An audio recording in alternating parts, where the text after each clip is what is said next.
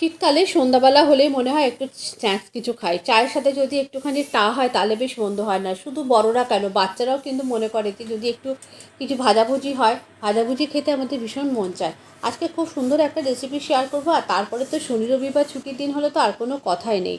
আজকে তোমাদের সাথে শেয়ার করব ফুলকপি এবং ব্রোকলি দিয়ে খুব সুন্দর একটা স্ন্যাক্স রেসিপি। তাহলে তোমরা স্কিপ না করে প্রথম থেকে শেষ পর্যন্ত ভিডিওটা দেখো। আশা করি তোমাদের অন্য সব ভিডিওগুলোর মতো আজকের ভিডিওটাই ভালো লাগবে। নমস্কার, আমি অন্তরা। আপনাদের কুকিং চ্যানেল অন্তরা চ্যানেলে আপনাদের জানাই অনেক অনেক স্বাগত। আজকে প্রথমেই এইটা বানানোর জন্য যেটা লাগবে সেখানে আমি এখানে বেশ কিছুটা পরিমাণ ব্রোকলি আর ফুলকপি আগে কেটে নেব। বেশি তরকারি কেটে ভিডিওটাকে বড় করছি না, তার কারণ এমনিতেই ভিডিও প্রসেসটা অনেকটা বেশি লেন্দি। তো প্রথমে ফুলকপিগুলো ভালো করে টুকরো করে কেটে নিয়েছি। আর এদিকে দুটো আলু সেদ্ধ করতে দিয়েছি প্রেসার কুকারে। সেই দুটো আলু সেদ্ধ করে ঠান্ডা করে নেব। আর এদিকে বেশ কিছুটা পরিমাণ আদা গ্রেট করে নিয়েছি। আমি আজকে এখানে পেঁয়াজ আদা রসুন দিয়ে করছি, তোমরা চাইলে এটা সম্পূর্ণভাবে পেঁয়াজটাকে বাদ দিতে পারো। আদাটাকে গ্রেট করে নিয়েছি, রসুন গ্রেট করে নিয়েছি, পেঁয়াজ কুচিয়ে নেবো, লঙ্কা কুচিয়ে নেবো। আর এখানে দুটো কাঁচা টমেটো নিয়েছি। কাঁচা টমেটোটাকে আমি ভালো করে গ্রেটার দিয়ে গ্রেট করে নেবো। এগুলো কেটে কুটে গুছিয়ে নিতে পারলে তাও ঝপাঝপ করে রান্না হয়ে যাবে। প্রথমেই আমরা পুরটাকে বানিয়ে নেবো। তার জন্য গ্যাসের ওপর আমি একটা কড়া বসিয়ে দিয়েছি। কড়ার মধ্যে দিয়ে দিয়েছি বেশ কিছুটা পরিমাণ রিফাইন্ড অয়েল। এখানে হচ্ছে কিছুক্ষণ আগে আমি পকোড়া ভেজেছিলাম, সেই পকোড়ার তেলটাই দিয়ে দিয়েছি। তারপরে দিয়ে দিয়েছি পেঁয়াজটা দেওয়ার সাথে সাথে একেবারেই গ্রেট করে রাখা আদা আর রসুনটাও দিয়ে দিয়েছি, কাঁচা লঙ্কাও দিয়ে দিয়েছি। ভালো করে একটু নাড়াচাড়া করে এর মধ্যে দিয়ে দিয়েছি, যখন একটু লাল লাল হয়ে গেছে পেঁয়াজটা ভাজা, এর মধ্যে দিয়ে দিয়েছি ব্রোকলিগুলো আর ফুলকপি। বেশ কিছুটা পরিমাণ বাঁধাকপিও দিয়ে দিয়েছি। আর একই সাথে দিয়ে দিয়েছি বেশ কিছুটা পরিমাণ মটরশুঁটি। আর এরপরে একটু বাঁধাকপি ফুলকপিটা ভাজা হয়ে গেলে এর মধ্যে দিয়ে দিয়েছি গ্রেট করে রাখা টমেটোটা। ভালো করে মশলার সাথে মিশিয়ে নিতে হবে। সমস্ত কিছু একটু ভাজা ভাজা হলে এর মধ্যে দিয়ে দিয়েছি স্বাদ অনুযায়ী নুন হলুদ দিয়ে আবারও একটু ব্রোকলি আর ফুলকপিটাকে ভেজে নিয়েছি। নেওয়ার পর এর মধ্যে দিয়ে দিয়েছি স্বাদ অনুযায়ী অল্প একটু চিনি, অবশ্যই একটু মিষ্টি দেবে। এই পুরটা মিষ্টি মিষ্টি হলে খেতে ভালো লাগবে। আর তারপরে দিয়ে দিয়েছি বেশ কিছুটা পরিমাণ ভাজা মশলা। ভাজা মশলা বলতে এখানে আছে ধনে, জিরে, গোলমরিচ, শুকনো লঙ্কা আর একটু মৌরি। শুকনো খোলায় ভেজে এটাকে আমি ড্রাই রোস্ট করে রাখি। আর তারপরে এই একটা স্ম্যাশার দিয়ে বাঁধাকপি আর ফুলকপিটাকে একটু স্ম্যাশ করে নিয়েছি। নয়তো পুরের মধ্যে দিলে মানে যখন আমি এটাকে গড়বো তখন কিন্তু সেটা পুরটা বাইরে বেরিয়ে আসবে। তারপরে সেদ্ধ আলুটাকে দিয়ে ভালো ভালো করে মাখা মাখা করে পুরটাকে রেডি করে নিয়েছি। এরপরে আমি একটা আটার ডো বানিয়ে নেবো। আজকে আমি আটা দিয়ে বানাচ্ছি, তোমরা চাইলে ময়দা দিয়ে বানাতে পারো। আমি এখন ময়দার ব্যবহারটা একটু কমিয়ে দিয়েছি।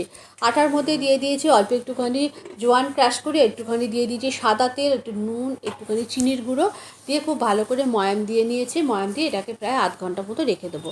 আধ ঘন্টা পরে দেখো এটাকে ভালো করে একটু হাত দিয়ে মেখে নিয়েছি। আর এদিকে ছোটো ছোটো করে লেচি কেটে আমি টোটাল 8টা রুটি বেলেছি। আমি 4টে লেয়ার করে বানাবো, সেই জন্য 8টা রুটি বেলেছি। আমি রুটি বেলাটা দেখালাম না, ভিডিওটা অনেক বড় হয়ে যাচ্ছে তাই। আর তারপরে একটা আমি স্ল্যারি বানিয়ে নিয়েছি। তার জন্য 2 চামচ কর্নফ্লাওয়ারের মধ্যে একটুখানি ঘি দিয়ে, একটুখানি ঘিটা মেল্ট করে নিয়েছি, ঘি দিয়ে একটা বাটির মধ্যে গুলে নিয়েছি। এরপরে দেখো একটা করে রুটি দিচ্ছি। আর তার ওপরে আমি এই কর্নফ্লাওয়ার আর ঘিয়ের যে স্ল্যারিটা বানিয়েছি সেটা একটু করে দিয়ে দিচ্ছি। দেওয়ার পর পরপর 3টে রুটি সাজিয়েছি। 4 নম্বরের রুটির ওপর আর কিন্তু ওপরে আমি আর দিইনি। তখন এটাকে ভালো করে একসাথে বসিয়ে নিয়েছি। নেওয়ার পর ওপরের থেকে একটু ময়দা ছড়িয়ে দিয়ে দেখো আমি এরকম করে বড় করে রুটির আকারে বেলে নিচ্ছি। বেশ বড় করে বেলে নেবে। বেলা হয়ে গেলে ওপর থেকে আবারও একটু ময়দা আর কর্নফ্লাওয়ার আর ঘিয়ের স্লারিটা দিয়ে দেবে। দেওয়ার পর এরকম রোল পাকিয়ে নেবে।